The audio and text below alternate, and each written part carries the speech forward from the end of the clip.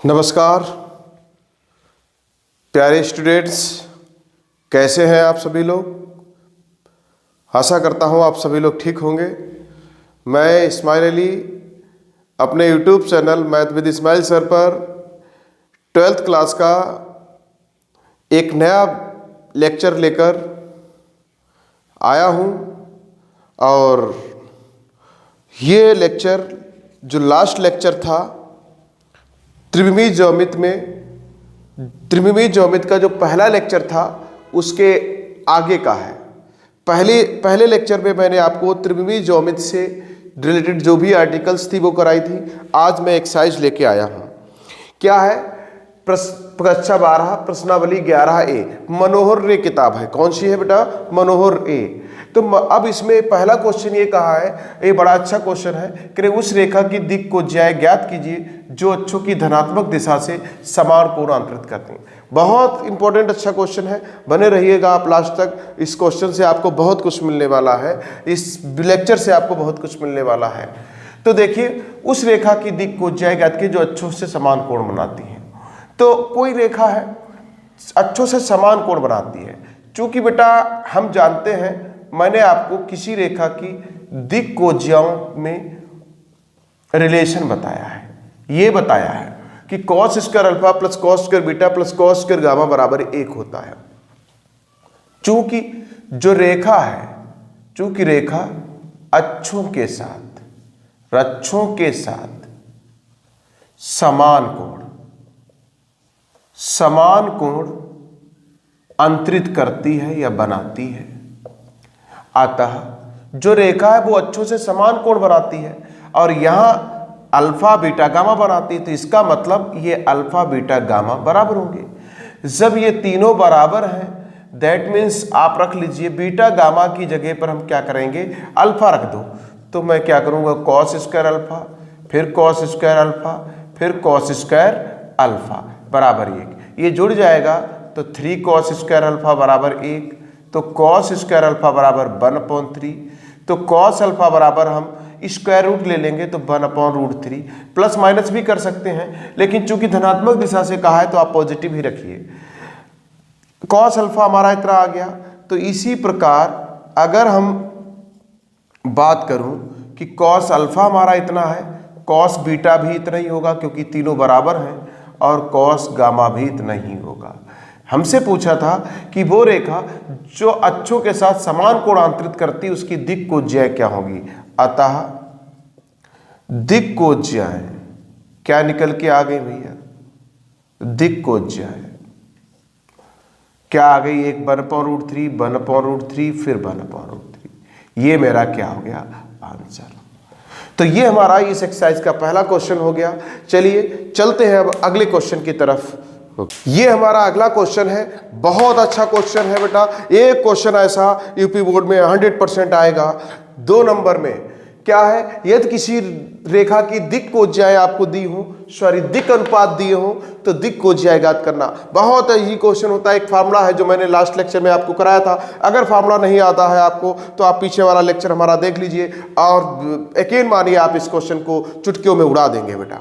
तो देखो बेटा, दिक् अनुपात दिए हैं। दिक् अनुपात क्या दिया है? दिक् अनुपात 1:3:5। आप इसको ABC मान लो, आगे मैंने लिख दिया C। अब हमने आपको रिलेशन कराया है, क्या जानते हैं बेटा? L बराबर प्लस माइनस A बटे में √A² plus B² plus C²। तो A क्या है? A हमारा है 1/√A², 1², V², 3², 5²। तो बेटा ये प्लस माइनस 25, 1 + 9 + 25, भैया आएगा 1/25 और 9 34 और 1 35। ये बन गया हमारा। m बराबर अगर हम निकालते हैं तो plus minus b upon √A² plus B² plus C² plus minus b हमारा हो गया 3 में अंडर कितना, वही A² प्लस 3² प्लस 1² प्लस 3² 5²। तो ये हमारा आएगा 3 में वही √35 ही आएगा। अब हम L हो गया, M हो गया, N निकालते हैं तो प्लस माइनस C में √A² plus B² plus C²। तो ये प्लस माइनस C क्या है? 5 बटे में अंडर रूट बेटा ए स्क्वायर है 1 स्क्वायर 3 स्क्वायर और 5 का स्क्वायर, फिर प्लस माइनस 5 बटे में अंडर रूट कितना 1 + 9 + 25। मैं अगर देखूं तो 5 बटे में अंडर रूट 35 हो गया। तो मैं यहां से अगर बात करूं अतः दिक् कोज्याएं क्या निकल के आ गया भैया, प्लस माइनस 1/√35, फिर प्लस माइनस 3 में √35 और लास्ट में प्लस माइनस 5 में √35। बहुत अच्छा क्वेश्चन है बेटा। किसी रेखा की दिक् कोज्याएं दी थी, दिक् कोज्या बोला, दिक् अनुपात दिए थे 135, तो दिक् कोज्याएं L बराबर ये फार्मूला, M बराबर ये फार्मूला, N बराबर ये, कैसे फार्मूला आता है मैं ये भी बता चुका हूं। अगर आपको नहीं मालूम है तो आप इसके पीछे वाला लेक्चर नंबर 1 देख लीजिए त्रिविमीय ज्यामिति का, आपको पूरा क्लियर हो जाएगा बेटा। तो ये क्वेश्चन हमारा सॉल्व हो गया। ठीक है, चलते हैं अगले क्वेश्चन की तरफ। ये मेरा अगला क्वेश्चन है, क्वेश्चन नंबर 3 है और बहुत इजी क्वेश्चन है। ये आर्टिकल भी मैं इस लेक्चर नंबर 1 में करा चुका हूं। आप एक बार लेक्चर नंबर 1 देख लीजिएगा और उसके बाद में इस क्वेश्चन को आप ऐसे ही खत्म कर देंगे बेटा। क्या कहा है, बिंदुओं को मिलाने वाली रेखा की दिक् कोज्याएं। बेटा बिंदु जो हमारे दिए हैं, इन बिंदुओं को मिलाने वाली रेखा की दिक् कोज्याएं। तो बेटा हम क्या कर लेते हैं, ये मान लेते हैं ये बिंदु P हो गया, ये -2 1 -8 और ये Q हो गया 4 3 -5। सबसे पहले आप PQ निकाल लीजिए, डिस्टेंस बिटवीन 2 पॉइंट्स, ये x1/1 x2 z1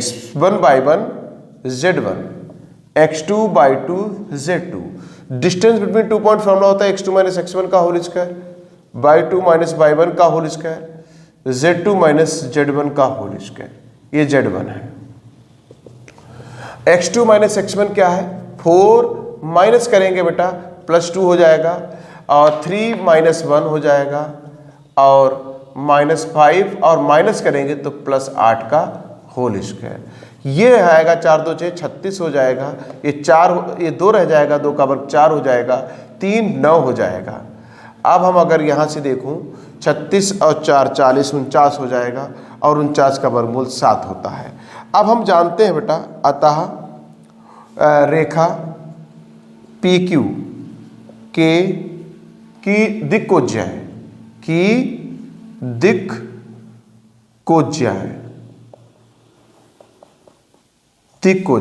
फार्मूला मैं करा चुका हूं, x2 - x1 बटे PQ /2 - y1 बटे PQ और z2 - z1 बटे में PQ। तो बेटा x2 - x1 क्या है, 4 माइनस करेंगे तो 4 - -2 बटे PQ 7 है। आगे /2 - y1 तो 3 - 1 बटे में PQ करेंगे 7, z2 - z1 तो -5 फिर -8 और बेटा क्या आएगा -8 बटे में कितना 7। तो मैं 4 2 6 हो जाएगा 6 बटे 7, ये 2 बटे में 7 और ये बेटा आएगा ये -+3 बटे में 7। ये हमारा क्या आ गया आंसर, उस रेखा की दिक् कोज्याएं हो गई।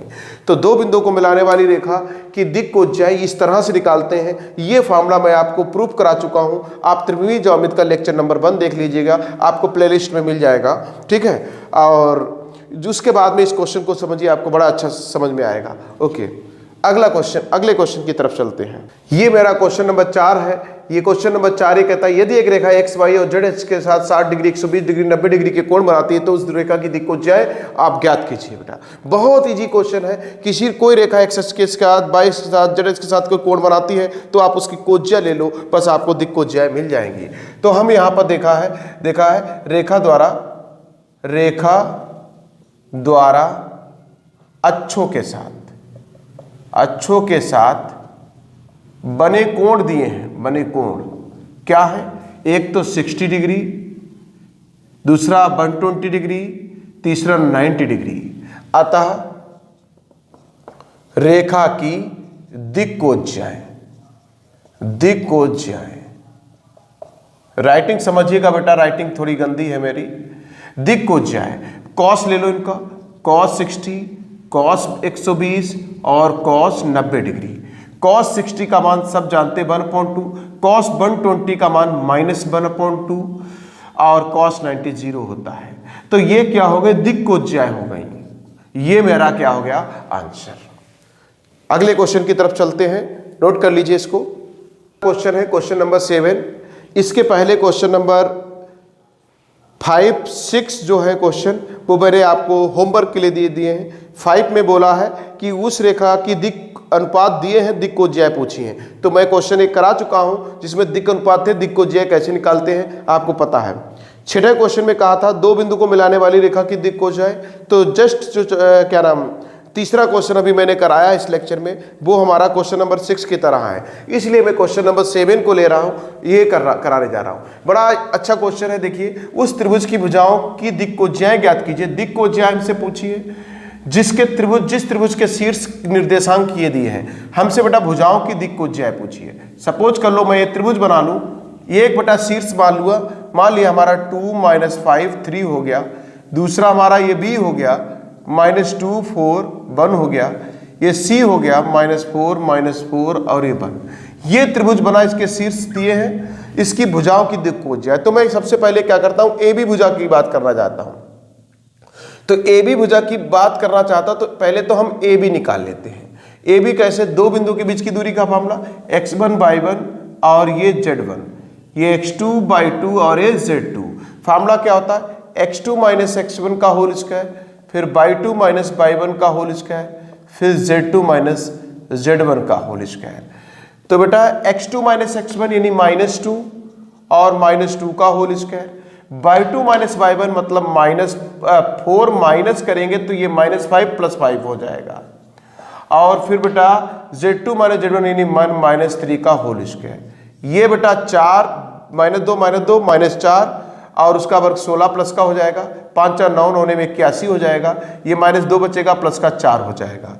बेटा अगर मैं देखूं 16 और 4 20 होता है, और 20 और 81 जोड़ेंगे तो 101 आएगा। कितना आएगा बेटा, 101। एक बात चेक कर लूं ये सही है कि नहीं। -2 ठीक है, -4 होगा 16 हो जाएगा, 4 - 5 प्लस हो जाए 5 4 9 81 हो जाएगा, और 1 - 3 ठीक कतई सही है बेटा। तो ए बी इतना आ गया।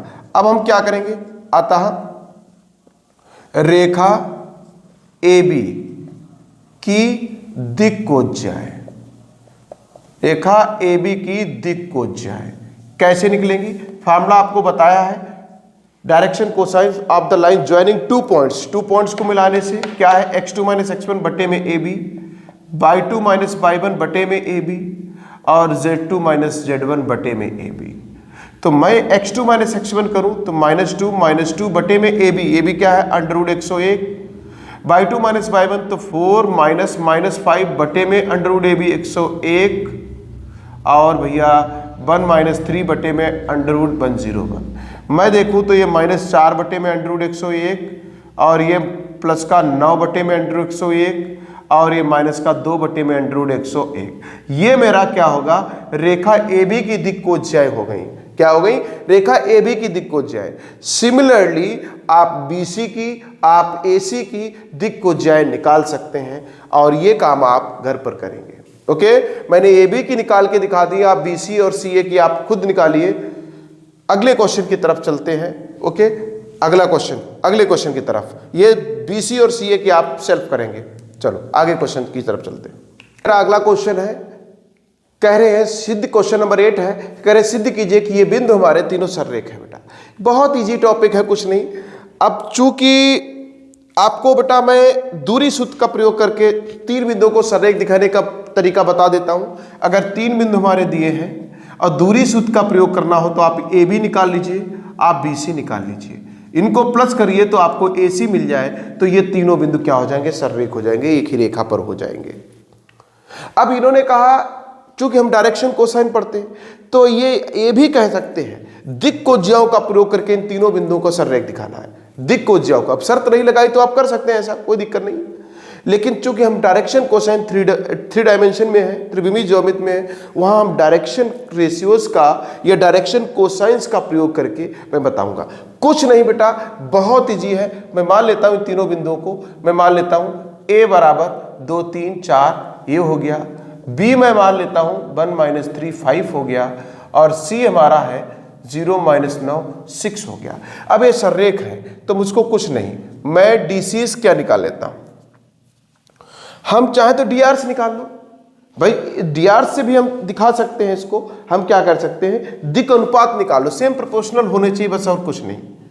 क्या होना चाहिए, सेम। या हम चाहें तो डायरेक्शन कोसाइन निकालो, डायरेक्शन कोसाइन हमें ए बी के और बी सी के बस निकालने, ये सेम प्रोपोर्शनल आ जाए बस, एक दूसरे के क्या आ जाए, ये हमारे एक दूसरे के प्रोपोर्शनल आ जाए बस। अगर ये प्रोपोर्शनल हो जाते हैं तो कहानी खत्म। तो मेरा काम क्या है, मेरा काम ये है, तो जरा ध्यान से देखिएगा, डीआरस ऑफ ए बी, रेखा ए बी के दिक् अनुपात कैसे निकलते हैं, ये होता है x2 minus x1, y2 minus y1, z2 minus z1। Direction ratios of the line joining two points x2 minus x वाला घटा दो, y वाला घटा दो, z वाला घटा दो, बताओ खत्म कहानी। तो मैं इसको x1, ये y1, ये z1, ये x2, ये y2, ये z2, तो भैया क्या निकलेंगे, x2 माइनस x1 यानी 1 minus 2, y2 minus y1 minus 3 minus 3, z2 minus z1 यानी 5 माइनस 4, 5 माइनस 4, ये माइनस 1, ये हमारा क्या आएगा माइनस 6, और ये हमारा आएगा प्लस का 1। ये डायरेक्शन रेशियोज हो गया। अब आप क्या कर लो, ए बी निकालना है, बी सी निकाल लो। ए बी मैं निकाल चुका हूं, अब मैं क्या कर लेता हूं, ए बी निकाल चुका हूं तो मैं बी सी निकाल लेता हूं। तो DRs of B C, अब यहां भी वही काम, फॉर्मूला वही, x2 minus x1, y2 minus y1, z2 minus z1। बेटा ये x2 y2 मान लिया तो इसको x1 y1 मान लो, z1 मान लिया। x वाले घटाओ तो 1 माइनस 0, y वाले घटाओ तो माइनस 3 माइनस माइनस 9, और z वाले घटाएंगे तो 5 माइनस 6।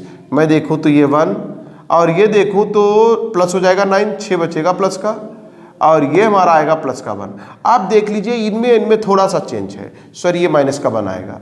आप इनको देख लीजिए बेटा, इनको दोनों को देख लीजिए, ये क्या है, सेम ही तो है बेटा, दोनों के डायरेक्शन रेशियोज क्या है, सेम है। बस अगर आप इसमें माइनस से मल्टीप्लाई कर दो तो ये माइनस ए प्लस वही तो है, या इसमें माइनस से मल्टीप्लाई कर दो तो एक ही तो है।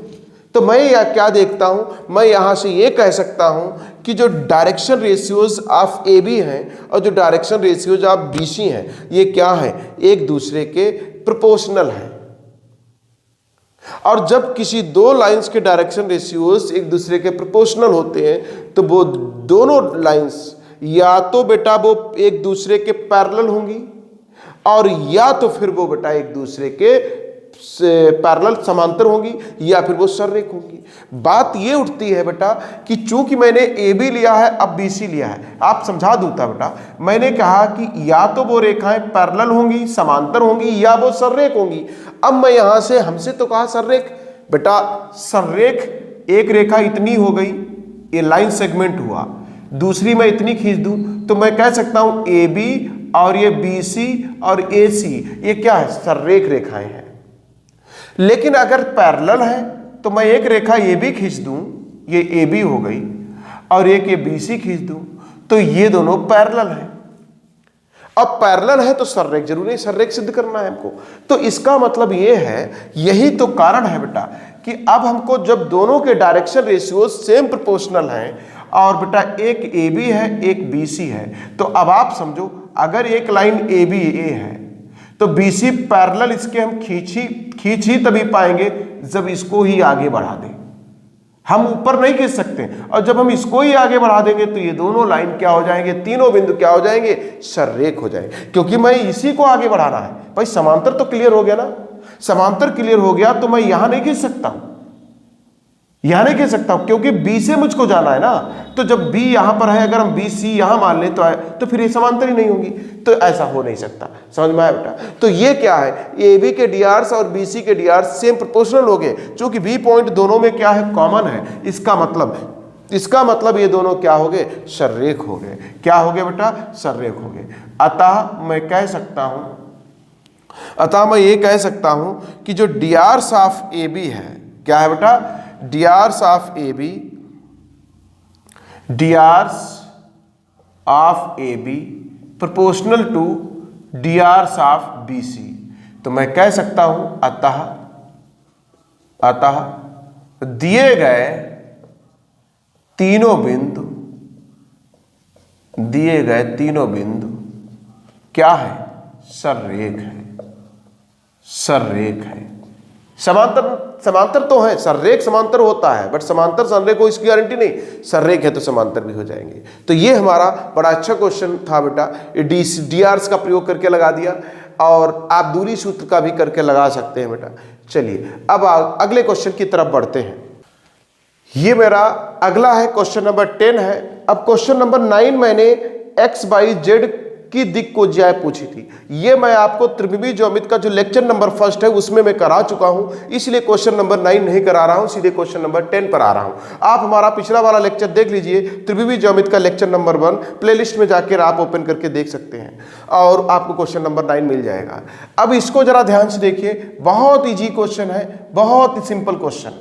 किसी लाइन की दिक् को ज्याय इतनी दी है, तो हम जानते हैं क्या कि cos square alpha, cos square beta और कॉस स्क्वायर गामा बराबर 1। कोई भी लाइन हो उसकी दिक् के ज्याओं के वर्गों का योग हमेशा 1 होगा, हमेशा 1। नोट कर लीजिए हमेशा ये चीज, ये फॉर्मूला है, आपको याद कर लीजिए इसको। हमेशा याद नहीं करोगे तो कोई भी क्वेश्चन हिला नहीं पाओगे बेटा। अब हम कॉस को आंसर में साइन लाना है, तो कॉस स्क्वायर थीटा बराबर 1 माइनस साइन स्क्वायर थीटा होता है, तो cos square beta 1 minus sine square beta हो जाएगा, cos square gamma 1 minus sine square gamma हो जाएगा बराबर 1। 1 2 3, ये बेटा 3 हो गया हमारा। अब इस 1 को मैं इधर लाऊं, या एक काम कर लूं, ये 1 और ये 1 काट दिया मैंने। अब मैं क्या देखता हूं, 1 2, अब 2 ही रह गया। अब इसको मैं उधर ले चलता हूं, साइन स्क्वायर माइनस में इधर प्लस हो गया, उधर गया साइन स्क्वायर बीटा प्लस में हो गया, उधर गया साइन स्क्वायर गामा प्लस में हो गया। अब मैं यहां से sine square alpha, sine square beta, sine square gamma बराबर, इसको पहले लिख दिया उसको बाद में लिख देते हैं, ये क्या आ गया हमारा 2। यही हमारा आंसर है, हेंस प्रूव्ड। बहुत इजी क्वेश्चन था बेटा, बहुत ही इजी। तो इस क्वेश्चन को नोट कर लीजिए आप। और अब जो है मैं देखता हूं कि क्वेश्चन नंबर 11, इसमें बेटा यदि किसी रेखा एक्स वाई जेड के साथ कोई 90 डिग्री, 135 डिग्री, 45 डिग्री के कोण बनाती है, जिसकी दिक् को ज्याय। बहुत आसान क्वेश्चन है बेटा, करिए घर पर। 12, एक रेखा की दिक् कोसाइन ज्ञात कीजिए जो निर्देशांकों के साथ समान कोण। ये बेटा दिक् कोसाइन जो निर्देशांकों के साथ समान कोण, ये क्वेश्चन नंबर 1 है बेटा। ये 12वां क्वेश्चन एक्सरसाइज का पहला क्वेश्चन रिपीट कर गया है। इसके बाद 13 क्वेश्चन, यदि एक रेखा के दिक् अनुपात दिए हैं तो दिक् कोसाइन क्या होंगी, दिक् अनुपात दिए हैं तो दिक् कोसाइन निकाल लो। 14 क्वेश्चन जो है क्वेश्चन नंबर 8 की तरह है, अभी कराया मैंने, संरेख दिखाना है 3 बिंदुओं को। 5वां क्वेश्चन, एक त्रिभुज की भुजाओं की दिक् कोसाइन ज्ञात कीजिए, ये त्रिभुज के शीर्ष बिंदु इतने हैं। अभी मैंने आपको त्रिभुज की भुजाओं की दिक् कोसाइन निकालने के लिए एक क्वेश्चन नंबर मैंने आपको 7वां बताया है। तो इस तरह से ये आपकी मनोहर रेखी त्रिविमीय ज्योमेट्री की चैप्टर नंबर 11 की पहली एक्सरसाइज 11 ये कंप्लीट कर दी मैंने आज। और अब आप को मैं नेक्स्ट लेक्चर में इसके आगे बताऊंगा। आप इसी तरह से 12th के लिए मोस्ट इम्पॉर्टेंट वीडियोस को देखने के लिए आप हमारे वीडियो को अभी तक अगर चैनल को हमारा सब्सक्राइब नहीं किए हैं तो जरूर सब्सक्राइब करिए, तथा आप शेयर करिए, अपने दोस्तों को शेयर करिए, जिससे कि अधिक से अधिक लोग हम इस चीज़ का, मेरी मेहनत का लाभ उठा सकें। जी धन्यवाद, नमस्कार।